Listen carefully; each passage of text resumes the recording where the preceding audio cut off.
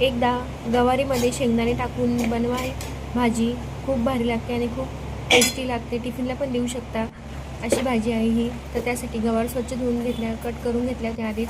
नंतर शेंगदाणे गरम करून घेतले कढईमध्ये आणि लसूण आणि मिरचीची पेस्ट करून घेतली आणि कढईमध्ये तेल टाकून जिरे मोहरी टाकून आणि लसूण आणि मिरचीची पेस्ट हे करून घ्यायची, फोडणी देऊन घ्यायची त्याला आणि थोडीशी हळद टाकून घ्यायची आणि नंतर गवार स्वच्छ धुवून टाकून घ्यायची त्यामध्ये आणि नंतर त्याला चांगलं परतून घ्यायचं सगळ्या मसाल्यामध्ये. 10 मिनटं चांगलं वाफेत शिजून द्यायचं. नंतर शेंगदाणे मिक्सरमधून काढून त्यामध्ये टाकून घ्यायचे आणि थोडंसं चवीप्रमाणे मीठ टाकून घ्यायचं. शेंगदाण्याचं कूट टाकून घेतला.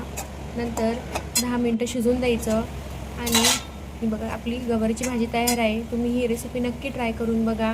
आवडतं लाईक आणि सबस्क्राईब करा. एकदा नक्की करून बघा.